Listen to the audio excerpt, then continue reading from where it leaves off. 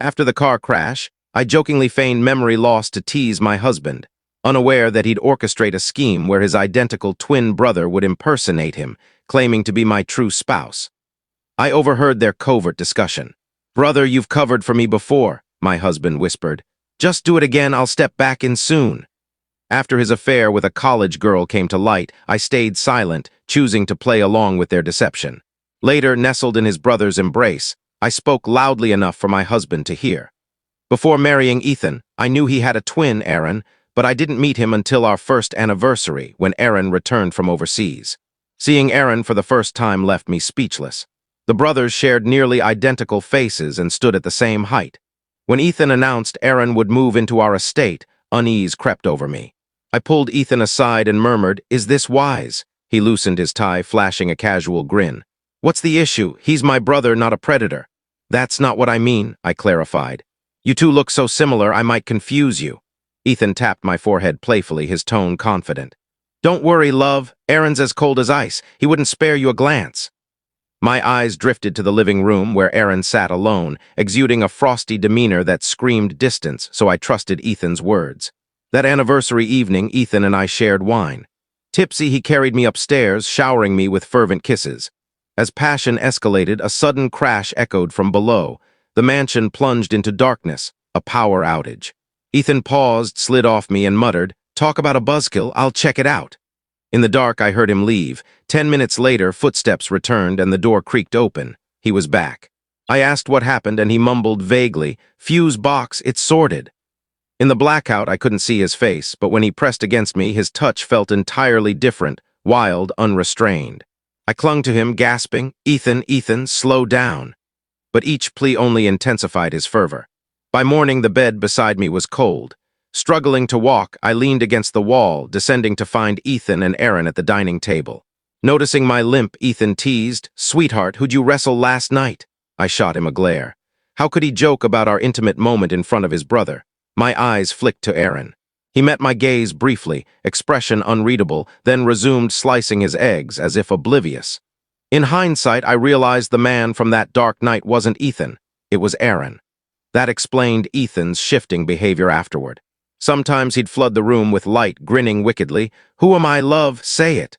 Other times, he'd shroud us in darkness, taking me silently. When I called him Ethan, he'd unleash a frenzy. Now I knew my husband was two men. Ethan and Aaron. I spent a week in the hospital. Aaron stayed by my side. Ethan vanished, leaving his brother to uphold the charade. Aaron played the part well, but cracks showed. On my second hospital day, when the aide delivered a bland tray, Aaron's brow twitched.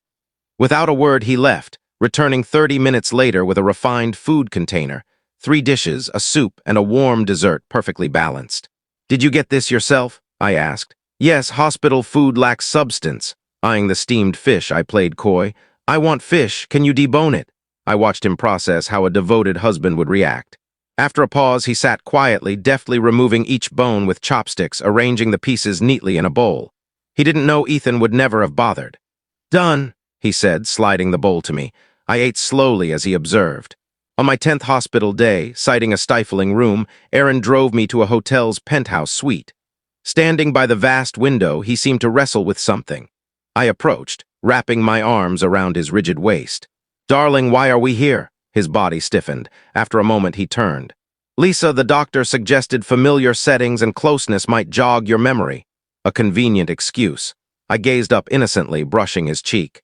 "You look thinner." My fingers lingered near his right eye where a faint mole stood out. Ethan lacked it. I'd studied Ethan's face countless times as he slept. "This mole is so charming," I teased, grazing it. Aaron's throat bobbed visibly. He cupped my head, silencing me with a kiss. On discharge day, Aaron planned a celebration, hiring a private chef. Mid-preparation, the doorbell rang. Ethan returned, a girl on his arm. "Brother, sister-in-law," he smirked. "Meet Olivia, my girlfriend."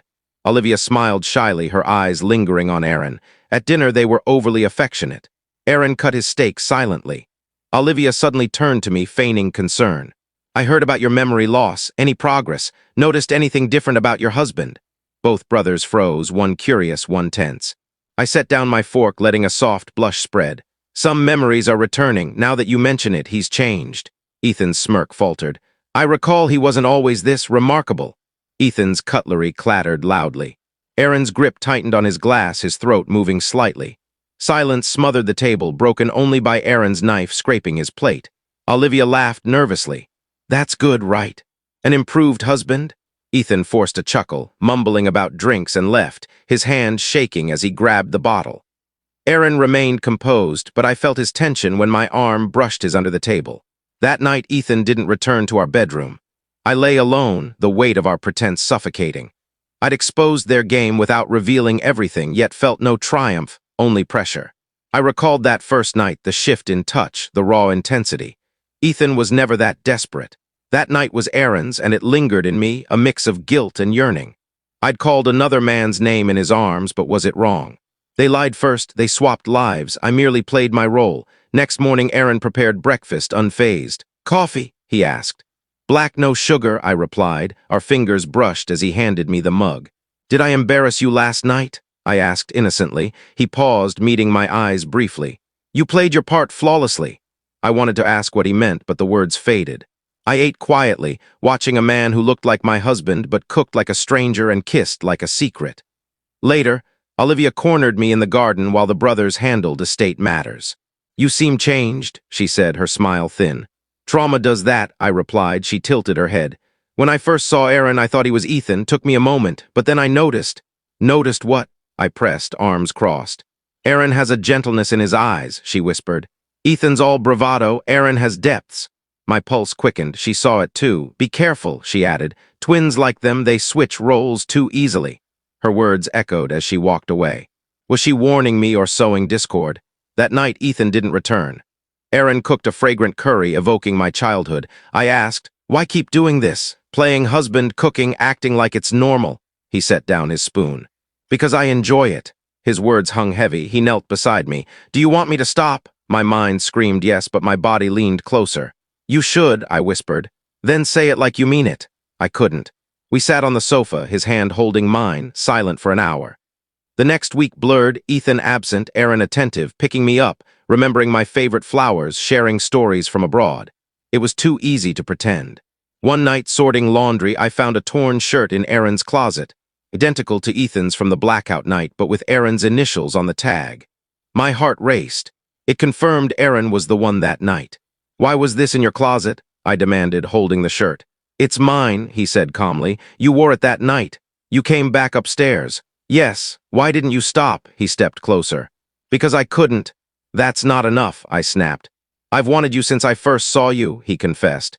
"Ethan told me to cover for him, to comfort you. When I entered, you reached for me, called his name. I didn't want to stop." I slapped him. He didn't move. "I should hate you," I whispered. "Do you?" he asked softly. "I don't know." A week later, Ethan returned, acting as if nothing happened. That evening, he tried to touch me. His hands felt wrong. I pushed him away. "Don't," he glared. "I'm your husband." "Are you?" I stood. "I don't know who my husband is. You gave him away." Ethan's jaw clenched. "Are you choosing him?" "I don't know what I want," I said. "But I don't want lies." He left again. Days passed in quiet tension. Aaron kept his distance, no more kisses, but his longing was palpable. One rainy afternoon, a courier delivered a package, Ethan's handwriting, a USB, and a note. "Since you love games, here's your final move. Watch it." The footage shattered me, cameras in our bedroom, hallway, garden showing Aaron as Ethan. The final clip was Ethan speaking to the camera. "If you're watching, you've chosen. He's better at being me. Let's see how he handles what's next." I turned to Aaron, pale in the doorway. "Ethan's not done," I whispered. He nodded. "He never is." The storm wasn't just the rain battering the windows. It was the chilling truth unraveling. I sat on the bed, the laptop's black screen haunting me. Ethan's footage was a calculated wound, exposing every lie. Aaron stood silently, waiting. "You knew he was filming?" I asked. "No," he said softly. "I swear I didn't. And if you had," he met my eyes. "Yes." No hesitation. I stood, fists clenched. "You're just like him." "No," he said, pained. "You used me. You knew I was confused." "I didn't plan this, Lisa. But I won't pretend I didn't want it." "Do you even know me, or was I just a way to escape being the shadow twin?" He flinched. "I didn't choose this. Ethan did. He vanished. I stayed to protect you. And now I'm in love with you." I froze. The words I once craved now felt heavy with betrayal. "I need time," I said. He nodded. "I'll wait." The next day, I found an envelope in Ethan's ledger. My name, a photo of me and Aaron on the balcony, and a receipt for $500,000 to a private investigator for surveillance, divorce leverage. Ethan was building a case against me. I showed Aaron. He's framing you, he said. Why did you fake amnesia? He asked. I found out Ethan was cheating with Harper, I admitted.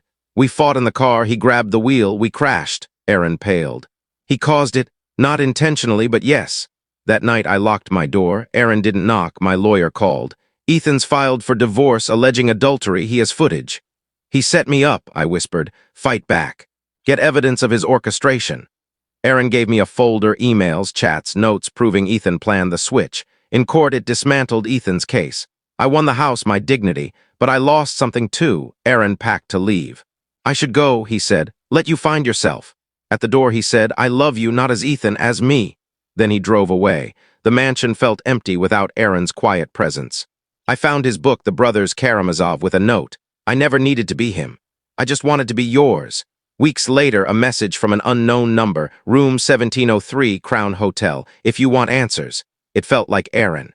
I drove there. He opened the door, barefoot, exhausted. I wasn't sure you'd come, he said.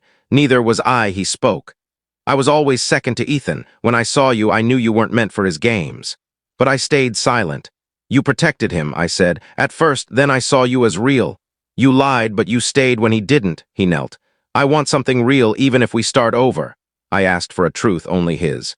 At 12, I memorized the periodic table for a girl who never noticed. I still know every element. I laughed. Fluorine, atomic number 9, reactive, like us.